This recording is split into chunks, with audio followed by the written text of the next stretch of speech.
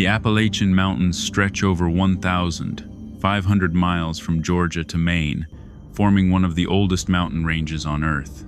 These ancient peaks have witnessed human history for thousands of years, from Native American tribes who considered certain areas sacred and dangerous, to modern hikers who vanish without explanation. The Cherokee people who lived in these mountains had warnings about specific places where people would simply be taken. Today, the Great Smoky Mountains National Park alone has several cold case disappearances that baffle investigators. People who were there one moment, visible to friends and family, and then gone the next. No screams, no struggle, just emptiness where a person used to be. What I'm about to share with you are 3 real cases from the Appalachian Mountains. 3 people who walked into those ancient forests and never walked out. And the most terrifying part? Nobody knows what happened to them. Story 1. The Boy Behind the Bush. Father's Day weekend. The Martin family was doing what they did every year, camping in the Great Smoky Mountains National Park. It was a tradition. William Martin, his father Clyde, and William's 2 sons, 9-year-old Douglas and 6-year-old Dennis, had hiked from Cades Cove to Russell Field and spent the night. The next day, June 14th, they made their way to Spence Field, a grassy meadow area near the Appalachian Trail where they planned to spend another night. Dennis Martin was 6 years old, just 6 days away from his 7th birthday. He had dark brown wavy hair, long eyelashes, and he was excited about this camping trip. By all accounts, Dennis was a happy, healthy kid. He was in special education and his mental development was about 6 months behind other children his age. But he was described as husky and healthy, not particularly fearful, and he had camping experience. Around 4:30 inches the afternoon, the Martin family met up with another family at Spence Field. The children, Dennis, his brother Douglas, and 2 boys from the other family, started playing together while the adults set up camp. The kids came up with a plan, whispering and giggling about it. They were going to sneak up on the adults and scare them. Classic kid stuff. William Martin watched as the 4 boys split up to approach from different directions. Douglas and the other 2 boys went south and west. Dennis went northwest, toward the Appalachian Trail. William could clearly see Dennis's bright red t-shirt against the green forest as the boy ducked behind a bush. The bush was maybe 40 feet away, close enough that William could have called out to him, close enough that if Dennis had yelled, everyone would have heard him. 3 to 5 minutes passed. The 3 older boys jumped out from their hiding spots, laughing and trying to scare the adults. But Dennis didn't appear. His red shirt never emerged from behind that bush. William started calling for him. No response. He quickly walked down the Appalachian Trail about a mile west, thinking maybe Dennis had gotten confused about which direction to go. But there was nothing. No sign of the boy. By 6:30 that evening, Dennis Martin was officially reported missing. What happened next became the largest search and rescue operation in the history of the Great Smoky Mountains National Park. Over the next 2 weeks, approximately 1,400 people searched for Dennis. Park rangers, Boy Scouts, college students, firefighters, local volunteers, FBI agents, and even 60 Green Berets from Fort Bragg joined the effort. They covered 56 square miles of rugged terrain. But here's where it gets strange. About an hour after Dennis disappeared, roughly 5 miles away, a man named Harold Key was hiking with his family near an area called Rowan's Creek. Key reported seeing something that made his blood run cold. He saw what he described as a disheveled, shaggy man moving quickly through the woods. The man appeared to be carrying something over his shoulder, something that looked like cloth or clothing, and it was red, the same color as Dennis's shirt. Key said the man looked rough, unkempt, and was moving with purpose through difficult terrain. Shortly before Key saw this figure, he and his family heard what he described as a sickening scream coming from the forest. The FBI and park rangers investigated Key's sighting extensively, but ultimately concluded there wasn't enough evidence to link it to Dennis's disappearance. The distance was too great, 7 to 9 miles by trail, and the time frame too short for someone to have carried a child that far. But still, that red cloth haunted the investigation. On the first night Dennis was missing, a massive thunderstorm rolled through the mountains, dropping 3 inches of rain in just a few hours. The rain washed out trails, caused streams to flood, and erased any footprints or scent trails Dennis might have left. Temperatures dropped to nearly 50 degrees Fahrenheit. For a 6-year-old boy in just a t-shirt and shorts, exposure would have been a serious threat. Search dogs did pick up some tracks. Child-sized footprints were found that led to a stream, then disappeared. The tracks showed one foot wearing an Oxford shoe, the type Dennis had been wearing, and the other foot appeared to be barefoot. But park officials dismissed these as belonging to a Boy Scout who was part of the search, even though no Boy Scouts were searching while barefoot, and the tracks weren't part of a group. The search continued until June 29th, when it was officially scaled back. A limited search continued until the 14th of September 1969, when it was finally closed. Despite covering 56 square miles with over 1,000 searchers, despite using helicopters and specially trained tracking dogs, despite the FBI investigation, nothing was ever found. Not Dennis's body, not his clothes, not a single piece of evidence to explain what happened to him. William Martin offered a $5,000 reward for information. Adjusted for inflation, that's over $40,000 today. Nobody ever came forward with credible information. To this day, more than 55 years later, Dennis Martin's disappearance remains one of the most baffling missing persons cases in national park history. The little boy who walked behind a bush in full view of his father and simply ceased to exist. Some people believe Dennis got lost and disoriented, eventually succumbing to exposure. Others point to Harold Key's sighting and believe the boy was abducted. There are even theories about Bigfoot, though investigators dismiss these as far-fetched. But the question remains, how does a 6-year-old boy disappear in seconds from an open meadow with multiple adults watching? How does the largest search in park history find absolutely nothing? The Great Smoky Mountains kept their secret, and Dennis Martin was never seen again. Story 2. The Girl Who Walked Over the Hill. It was a rainy Friday morning when approximately 40 students from Bearden High School in Knoxville, Tennessee, boarded a bus for a field trip. They were in Mr. Dunlap's horticulture class, and he'd kept the destination a surprise until they got on the bus. They were headed to the Great Smoky Mountains National Park to see Clingman's Dome, the highest point in the Smokies at 6,643 feet, and hike to Andrews Bald. Among the students was 16-year-old Teresa Lynn Gibson. Everyone called her Trenny. She was a sophomore, about 5'3" and 115 pounds, with light brown hair. She lived with her parents Robert and Hope Gibson, her older brother Robert Jr., who was serving in the military, her 14-year-old sister Tina, and her 5-year-old brother Miracle, at their home on Whitetower Drive in Knoxville. Trenny was a normal teenage girl. She worked at a cafeteria in the local mall, carefully saving her earnings. She had over $1,000 in her bank account. She'd left her purse, bank, book, makeup, and cash at home that morning. She was just going on a school field trip after all. She wore a blue blouse, a blue and white striped sweater, a borrowed brown plaid heavy jacket over it, blue jeans, and blue Adidas shoes. She also wore an expensive diamond and star sapphire ring. The weather that day was dark and rainy, but the trip went ahead as planned. When the bus arrived at the Clingman's Dome parking area, the students were greeted by thick fog and mist. They hiked about 1.8 miles from Clingman's Dome down the Forney Ridge Trail to Andrews Bald and back. It was considered a moderate hike, nothing too challenging. On the way back, around 2:50 inches the afternoon, Trenny was hiking with a small group of her classmates.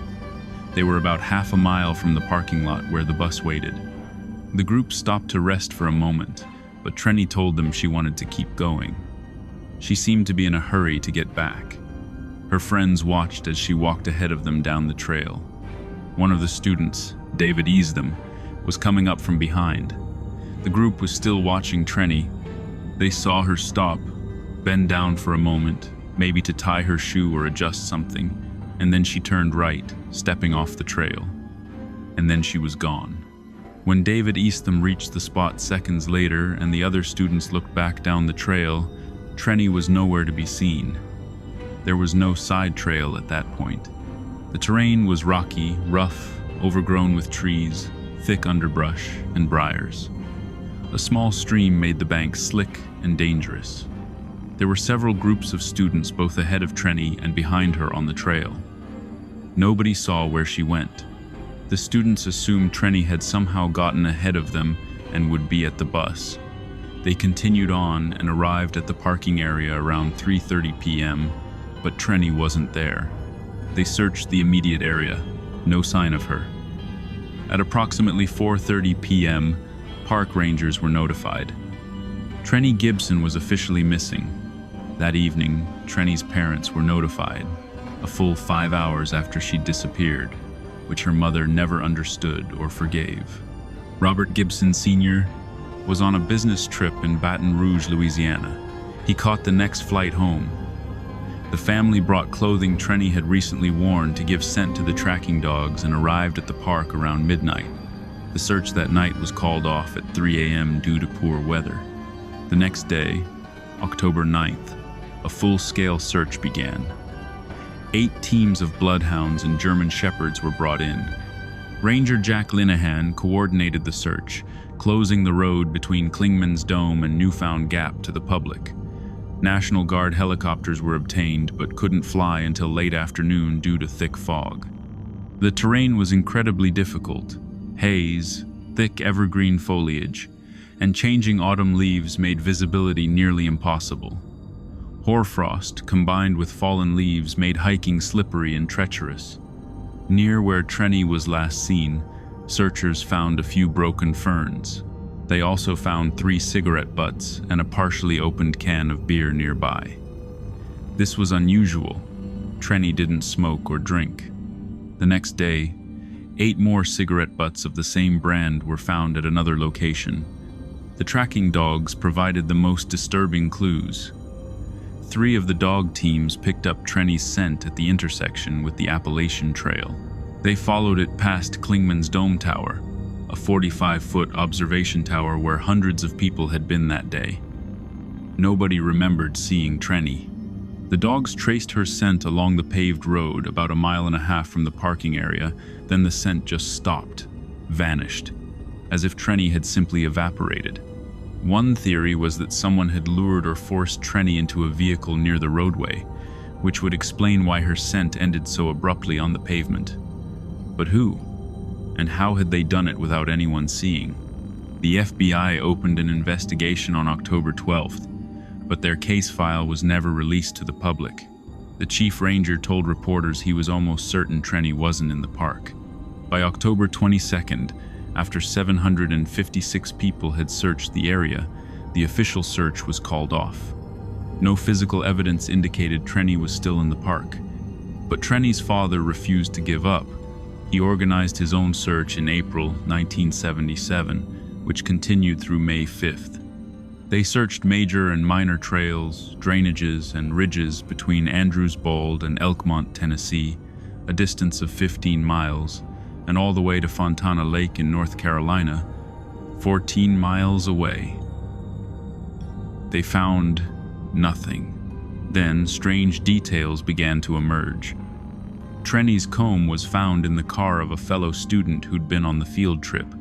The student, a close friend of Trenny's older brother, claimed Trenny had given him the comb to hold until the end of the trip. But why would she do that? Police also heard rumors that Trenny's expensive ring and sapphire pendant were later seen in the possession of another female student from the high school. This was never confirmed. Trenny's parents told authorities about a past incident where a young man had tried to break into their home. Hope Gibson had shot at him, and the man later threatened to harm Trenny. Was this connected? The FBI investigated but found no evidence linking him to the disappearance. Her minister told investigators he suspected Trenny might have been having an affair with another man, though there was no evidence to support this. Her supervisor at the nutrition center where Trenny volunteered mentioned that Trenny had made an unusual phone call to an unknown person the day before the trip. She never used the center's phone, but she did that day. Back at Bearden High School, the atmosphere was surreal. One teacher, unaware of what had happened, called roll in class on Monday and reached Trenny's name. The silence that followed was crushing. Students stared at Trenny's empty desk, wondering if it would ever be filled again. Kim Emery Pouncey, a classmate who had smoked cigarettes with Trenny in the school's smoking pit. Yes, schools actually had designated smoking areas for students in the 1,970 seconds, said the empty chair was haunting, ghostly. To this day, nearly 50 years later, nobody knows what happened to Trenny Gibson.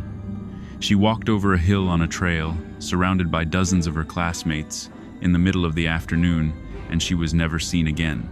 No body, no clothes, no evidence. Just a girl who ceased to exist between one moment and the next. Story 3. The Woman Who Sped Up. It was early fall in the Great Smoky Mountains, that perfect time of year when the oppressive summer heat gives way to temperatures in the 60s and 70s, and the leaves are just starting their transformation into brilliant reds, oranges, and golds. For 8-year-old Thelma Pauline Melton, called Polly by her friends, this was her favorite season in her favorite place. Polly and her husband Bob lived in Jacksonville, Florida, but every fall for over 20 years, they'd driven their Airstream trailer to Deep Creek Campground on the North Carolina side of the Great Smoky Mountains. It was their second home. While they were there, Polly volunteered at the Bryson City Presbyterian Nutrition Center, serving meals to senior citizens. She was known as friendly, generous, someone who genuinely cared about people. But this year was different. This year had been hard for Polly. Her mother had died earlier in 1981, and she was struggling with grief and depression. She'd used Valium as a muscle relaxant back in 1979, and while everyone believed she'd stopped taking it, her husband would later discover his bottle of Valium was missing after Polly disappeared. Had she taken it? Nobody knew. Polly also suffered from high blood pressure and nausea, taking medication for both conditions. She was a heavy smoker, 2 packs of Virginia Slims a day. Bob was much older than Polly, about 20 years older, and his health had declined to the point where he could no longer hike with her. But Polly still loved hiking. She'd hiked the Deep Creek Trail, her favorite trail, countless times over the past 2 decades. She knew it like the back of her hand. It was listed as an easy trail, nothing strenuous. On the morning of September 25th, Polly had done something unusual. Normally, she went to the nutrition center every single day to volunteer. But that morning, she decided not to go. Nobody knows why. Instead, she stayed at the campground, prepared sauce for spaghetti she planned to cook for dinner that evening, and took a short nap. Around 3 p.m., Polly set off on a hike with 2 of her friends, Red Cannon and Trula Gudger. It was a beautiful afternoon. Bob stayed behind in the Airstream. He had the keys to the trailer. Polly didn't bring money, identification, or her medications with her. She wasn't allowed to drive that summer, so she didn't have car keys. She just had her cigarettes, the clothes on her back, and her eyeglasses. The 3 women walked down Deep Creek Trail, chatting and enjoying the weather. Polly's friends noticed she was walking more slowly than usual and teased her about it. They walked for about an hour, reaching a point roughly 2.5 miles from the campground. Around 4 p.m., they turned back toward the campground. And then something strange happened. Polly suddenly picked up her pace. She started walking faster, pulling ahead of her 2 friends. They watched her white and pink-striped sleeveless blouse moving away from them down the trail. They saw her walk up a small hill and disappear over the crest. Red and Trula kept walking, expecting to see Polly again once they reached the top of the hill. But when they crested that rise, Polly was gone. The trail ahead was empty. They called for her. No response. They figured she must have really sped up and gotten back to the campground ahead of them. Maybe she wasn't feeling well. Maybe she needed to use the restroom. They didn't panic. They reached the campground at approximately 4:30 p.m., but Polly wasn't there. Bob, who'd been inside the Airstream the whole time, said he hadn't seen her. She'd never made it back. At 6 p.m., 2 hours after Polly was last seen, she was officially reported missing to a park ranger. The search began immediately and continued throughout the night. The next day, September 26th, it escalated to a massive operation. Over 150 volunteers joined the effort, along with 9 search dogs. The dogs were brought to the spot where Polly's friends last saw her crest that hill. And here's where it gets deeply unsettling. The dogs picked up Polly's scent right where her friends said she disappeared. They reacted strongly to it, getting excited, indicating a fresh trail. But then they stopped. The dogs wouldn't leave that spot. They kept circling the same area, clearly detecting Polly's scent, but there was no trail leading away from it. No scent trail going deeper into the woods, no scent trail going back toward the campground. Nothing. It was as if Polly had stood in that one spot and then simply dematerialized. The search continued for 5 days. Despite the number of volunteers and the use of multiple trained tracking dogs, no trace of Polly was ever found. Not a piece of clothing, not her eyeglasses, not her cigarettes. Nothing. On October 2nd, 1981, the search was officially concluded. The ranger in charge speculated that Polly wasn't in the park. But if she wasn't in the park, how had she left? There was only one road in and out, and nobody saw her leave. That same evening, Polly disappeared. Her husband Bob suffered a devastating stroke. The stress and anguish of losing his wife was so severe that he spent the rest of his life in a nursing facility. He never recovered. Police investigated every angle they could think of. They interviewed neighbors at the campground, fellow volunteers at the nutrition center, people from church. Polly's minister told them he believed Polly had been having an affair with another man. This was never substantiated, and there was no evidence to support it. If Polly had been planning to run away with someone, why would she leave without money, identification, or medications? Why would she have prepared dinner sauce that morning for a meal she intended to share with her husband that evening? And why would she have left her $1,000 in the bank untouched? Then, in April 1982, something bizarre happened. A check was written to Polly Melton and cashed in Birmingham, Alabama. This has never been explained. Was it Polly? Was it fraud? Was someone using her identity? The mystery only deepened. There's no explanation for what happened to Thelma Pauline Melton. She walked over a hill on a trail she'd hiked hundreds of times. A trail she knew better than most people know their own neighborhoods. She walked over that hill in the middle of the afternoon, just a few minutes ahead of her friends, on an easy trail with no dangerous terrain, and she was never seen again. The tracking dog said she was right there, right where her friends last saw her, but the trail ended there, no footprints leading away, no scent to follow, just emptiness where a woman used to be. 3 people. 3 separate incidents spanning 12 years. 3 disappearances from the Great Smoky Mountains that have never been solved. What connects these cases is how utterly impossible they seem. These weren't people who wandered off into the wilderness alone. They were visible to others right up until the moment they vanished. Dennis Martin was 40 feet from his father. Trenny Gibson was surrounded by her classmates. Polly Melton was minutes ahead of her friends on a trail she knew intimately. And then they were gone. No screams. No signs of struggle. No bodies ever found. The most sophisticated search and rescue operations in the world found nothing. Tracking dogs. Animals whose entire purpose is to follow scent trails, either found nothing or found scents that abruptly stopped, as if the person had been plucked from the ground. The Cherokee people who lived in these mountains for thousands of years had stories about places where people would be taken. They avoided certain areas, warned their children not to go there. Were they talking about something real? Something that still exists in those ancient forests? The Great Smoky Mountains are over 1 billion years old, some of the oldest mountains on Earth. They've witnessed the rise and fall of civilizations, the passage of millions of human lives. These mountains have secrets worn into their ancient rocks, mysteries buried in their deep hollows and misty valleys. And sometimes, those mountains take people. They just reach out and take them, leaving behind nothing but questions and grief and empty spaces at dinner tables. 3 people walked into those woods and never came out. Somewhere in those endless forests, somewhere in those dark ravines and hidden valleys, there might be answers. But the mountains aren't telling.